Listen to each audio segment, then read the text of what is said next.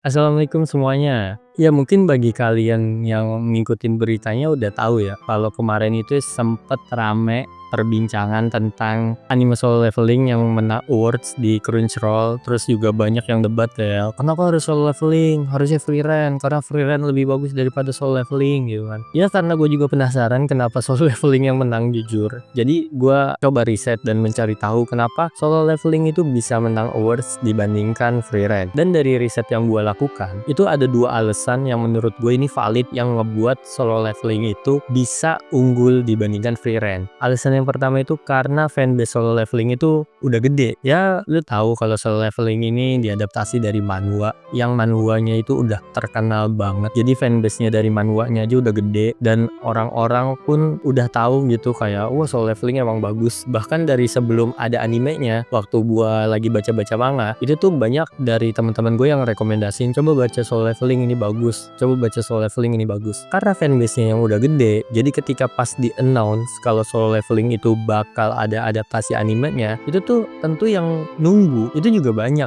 gitu kan. Dan ditambah lagi, adaptasi animenya itu nggak ngecewain. Awan Picture tuh menurut gue tuh berhasil gitu ngadaptasi Solo Leveling. Buat orang-orang yang tadinya baca manhwa terus nunggu animenya, ketika animenya keluar, itu tuh dia nggak kecewa gitu dengan hasil animenya. Terus ada yang bilang, tapi kan Free Ren di My Anime List itu peringkat 1 bang, bahkan Solo Leveling pun masuk peringkat 10 aja enggak. Nah itu tuh terjawab di alasan yang kedua. Alasan yang keduanya itu karena anime Solo Leveling jauh lebih mudah masuk ke ranah orang awam dibandingkan Free Ren. Ya bagi lu yang emang ya Free Ren fanbase sekalipun gitu, bahkan gua yang bilang Free Ren itu ceritanya jauh lebih bagus daripada Solo Leveling, itu nggak bisa memungkiri kalau emang Solo Leveling itu jauh lebih mudah masuk ke kalangan orang awam dibandingkan Free Ren. Ya kita tahu ceritanya Free Ren itu sangat kompleks menurut gue ya. Ya nggak kompleks-kompleks banget, cuman dia tuh kalau lu mau ngerti makna dari ceritanya, itu tuh lu butuh perhatian lebih, lu harus meresapi ceritanya, lu harus bener-bener ngikutin alur ceritanya dengan seksama dari awal sampai akhir. Itu lu baru bisa dapat esensi dari ceritanya. Beda sama Solo Leveling. Solo Leveling itu anime yang bener-bener kayak lu bisa nonton itu sambil nyantai, sambil melakukan suatu pekerjaan. Lu nggak perlu terlalu dalam nonton anime itu gitu. Kayak intinya tuh lu udah tahu kayak oh di episode ini Shin Jinwoo lawan ini, oh di episode ini si Shin Jinwoo ngapain. Itu tuh bisa lu dapatkan dengan lu tuh yang sambil mengerjakan aktivitas lain gitu kalau lu nonton Solo Leveling. Dan kalau seandainya lu yang tahu fenomena yang kayak kan sekarang kan banyak gitu ya, yang orang sebenarnya dia bukan wibu, cuman dia nonton anime.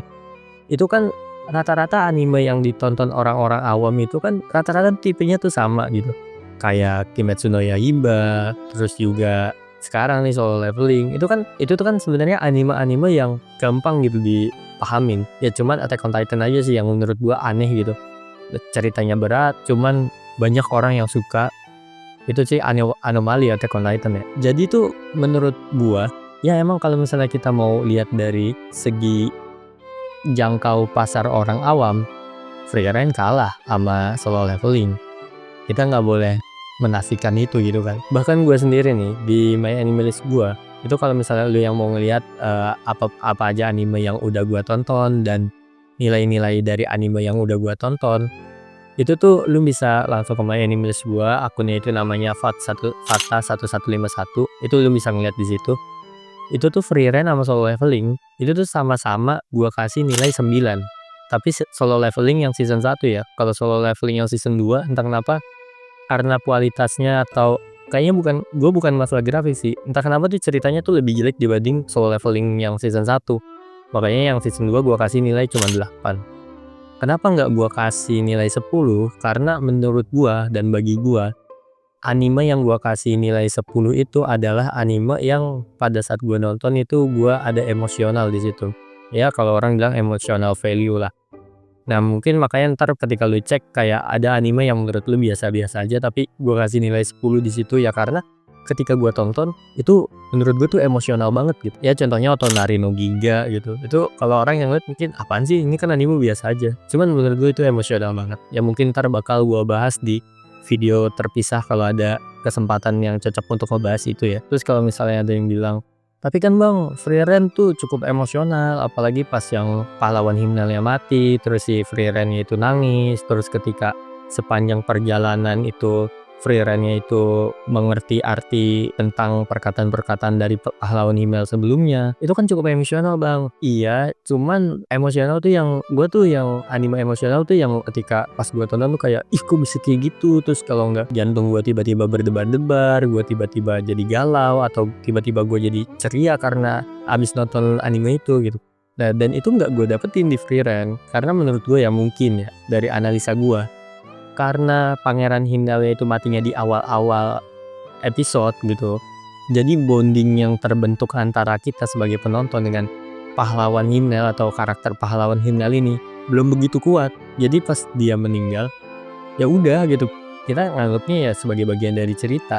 Dan ketika dia muncul di setiap episode sebagai flashback dari Frieren, itu gue juga nganggapnya ya sebagai bagian dari masa lalu aja gitu, nggak yang kayak gimana-gimana banget nganggepnya. Tapi ya balik lagi, kalau misalnya dibilang kenapa Frieren bisa kalah dari Solo Leveling, ya itu menurut gua karena jangkauan ke orang awamnya jauh lebih gampang Solo Leveling dibandingkan Frieren. Kan kalau gua baca kan emang awards-nya itu kan dari voting, jadi ya maklum aja kalau misalnya Frieren kalah gitu. Terus abis itu ada Dungeon Meshi. Jujur gua baru tau Dungeon Meshi itu pas gua nonton videonya Megane Sensei yang Anime of the Year tahun 2024. Di situ kan banyak orang yang Dungeon Meshi, Dungeon Meshi, Dungeon Meshi. Rekomendasinya tuh Dungeon Meshi. Akhirnya dari situ pun gue nonton animenya. Jujur, pas pertama kali gue nonton ini anime, gue tuh suka sama premis ceritanya. Awal-awal lawan naga, terus habis itu kalah kan, semuanya hampir kemakan. Terus tiba-tiba ke teleport ke permukaan, hidup semua, ternyata adiknya masih terjebak di dalam. Mereka berusaha gitu kan buat ngejemput ini adik dari MC-nya, tapi pas berjalan episode, gue tuh jadi mempertanyakan kenapa orang pada bilang ini anime bagus. Jujur gue tuh pas nonton kayaknya dari episode 2. Dari episode 2 tuh gue udah mulai bosen gitu sama animenya, yang cuman ketemu monster dimakan. Ya sebenarnya salah gue yang berharap lebih dari anime yang isi ceritanya tuh udah dijelasin di judul gitu. Kayak lu berharap apa? Lu berharap cerita yang epic, action yang seru? Enggak. Nih judul lu baca gitu. Sebenarnya kayak gitu sebenarnya. Cuman gue tuh baru bisa nikmatin Dungeon Meshi kayaknya tuh pas di episode, gue lupa episode berapa, pokoknya intinya tuh pas udah ketemu naga yang ngelawan adeknya. Nah dari episode itu sampai terakhir, nah itu gue udah mulai bisa ngikutin ceritanya. Sebelumnya awal-awal itu tuh gue kayak ini dia padahal pengen nyelamatin adeknya dalam genting nih, gawat, kayak lu telat adek lu mati kecerna sama ini naga, cuman ke distract gitu kayak kita makan aja dulu yuk guys. Ada cuman gimana ya, gue pengen bilang ini anime jelek tapi banyak game yang collab sama dia gitu kan nggak mungkin gitu. Kayak ada perusahaan game yang bela-belain beli lisensi dari sebuah anime buat collab gitu kan, ngeluarin duit buat anime yang nggak bagus gitu. Makanya gue kayak ini bagusnya di mana? Gue tuh jadi tuh selama nonton Dungeon Meshi gue kayak ini bagus mana nih? Bagusnya di mana gitu. Bahkan pas abis nih animenya abis, terus pas di ending tuh dikasih tahu kalau bakal ada season 2-nya. Itu tuh gue kayak bodoh amat, gak peduli gitu. Gak peduli sama ini anime mau ada season 2 mau enggak, ya udah gitu, gue gak peduli gitu. Cuman ya gitu ya, gue gak tahu jujur. Nih dari pendapat gue pribadi, jujur gue tuh nggak tahu Dungeon Meshi itu bagusnya di mana. Kalau misalnya bagi lu yang bang Dungeon Meshi itu bagusnya kalau begini, lu memahaminya tuh harus begini. Ya coba lu semua pada komen dah. Dungeon Meshi itu bagusnya di mana? Terus juga kenapa Frieren bisa kalah menurut pendapat kalian gitu dari Solo Leveling? Apakah ini settingan, ini bang settingan, itu bayaran semua gitu kan? Ya kita nggak tahu ya, coba komen.